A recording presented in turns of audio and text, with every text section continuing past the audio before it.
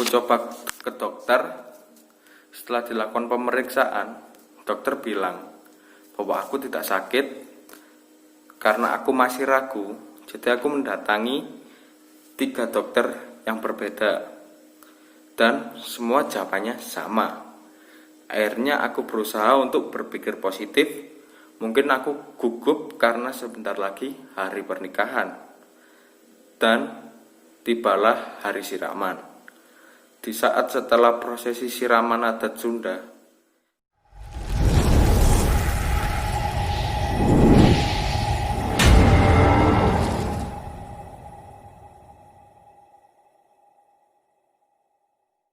Assalamualaikum warahmatullahi wabarakatuh. Semoga kalian yang melihat channel ini diberi kesehatan, keselamatan, rezeki yang berlimpah, dan terhindar dari wabah yang sedang melanda Indonesia dan dunia saat ini. Kembali lagi di cerita horormu.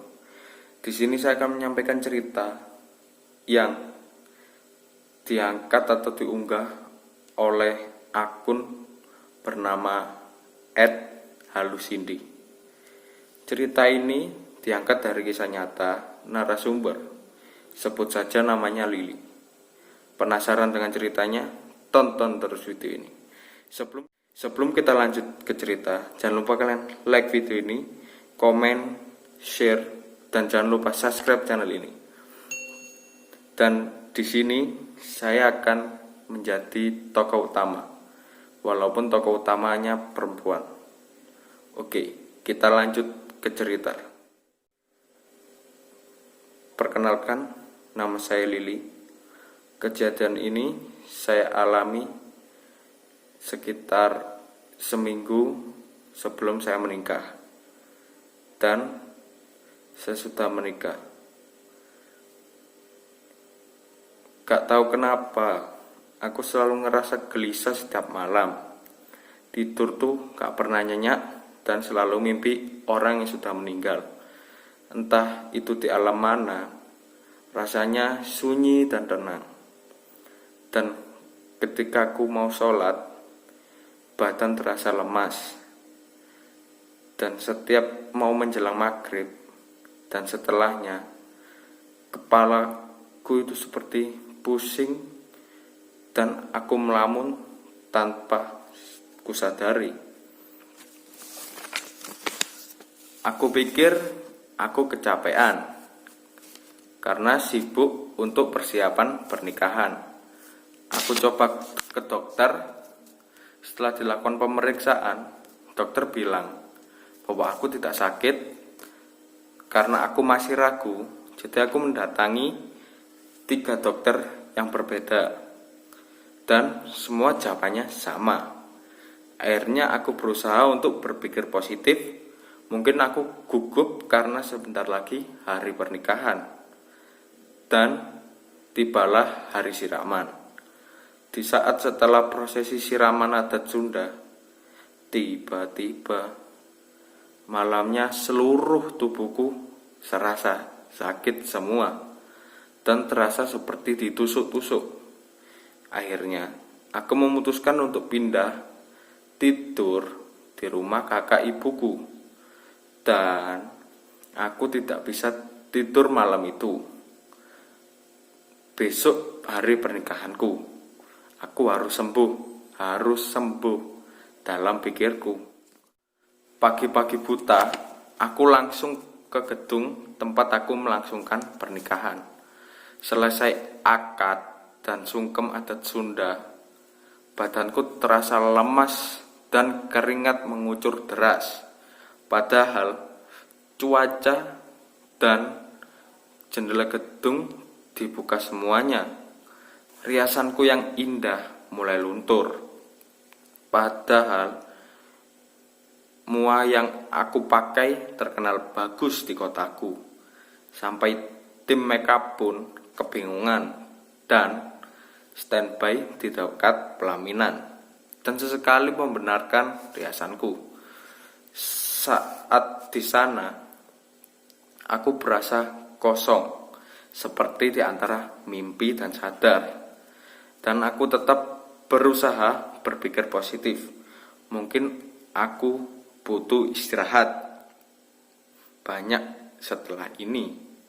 Setelah menikah, ternyata gangguan itu semua semakin kuat. Setiap malam aku gelisah dan lebih sering mimpi orang yang sudah meninggal. Badan lemas dan muntah-muntah. Aku pikir aku ini hamil karena ciri-cirinya seperti orang hamil. Tapi sudah ku tes, ternyata hasilnya negatif. Dan selama 3 minggu aku merasakan ini. Akhirnya aku memutuskan untuk diobati atau dengan cara ruqyah. Ternyata ada yang ikut nempel di badanku. Entah apa itu, aku kurang tahu. Setelah melakukan ruqyah, badanku terasa ringan dan gangguan pun mulai berkurang. Tapi setelah beberapa hari, hal yang dulu terjadi kembali. Dan aku kasihan dengan suamiku karena dia harus repot merawatku dan terjaga setiap malamnya untuk menemaniku. Dan akhirnya aku bicara padanya, "Kamu tidur aja, besok kan kerja.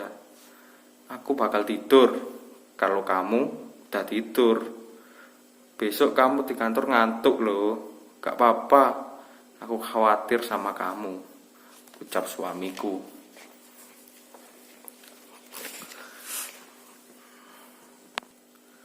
Akhirnya aku diruqyah kembali ke orang yang ternyata ini lebih detail dan akurat. Kata beliau kalau aku ada yang nyantet, orang yang pernah aku sakiti di masa lalu. Dia belum rela aku menikah dengan laki-laki pilihanku ini.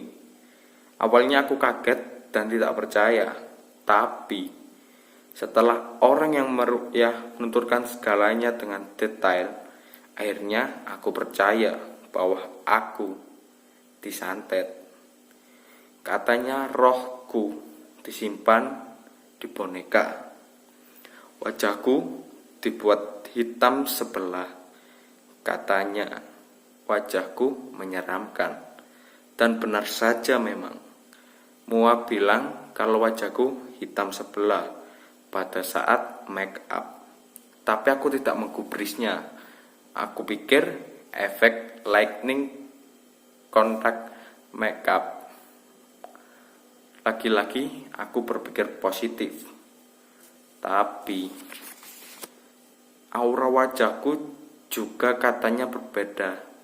Make up yang nempel dan mulai luntur. Tamu dan undangan juga banyak yang bilang seperti bukan aku. Dan saat aku melihat foto pernikahan, terlihat sekali wajahku pucat tidak ceria. Dan aku kerasa mimpi melewati semua itu. Hari pernikahan yang seharusnya bahagia untukku, aku harus merasakan hal semacam ini. Tapi aku bersyukur memiliki suami dan keluarga yang sangat baik, yang tak hentinya mensupport dan melindungi aku hingga aku sembuh dan normal kembali. Saat ini aku sudah itu berbahagia dan sudah memiliki 1 anak.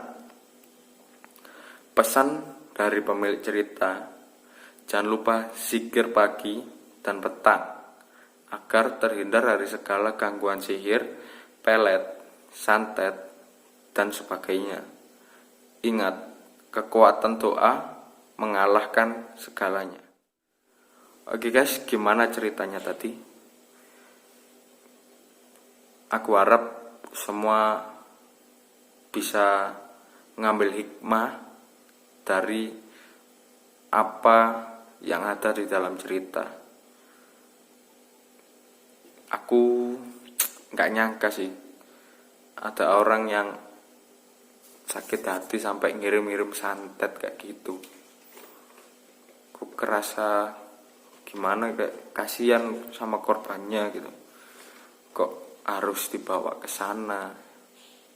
Lebih baik diselesaikan dengan ya kekeluargaan lah.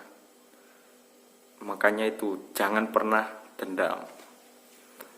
Oke, cukup sekian cerita hari ini. Semoga kalian suka dengan cerita ini. Jangan lupa kalian komen video apa atau hal-hal apa yang pernah kalian alami saat mungkin hari-hari penting kalian. Oke, sampai ketemu di cerita berikutnya.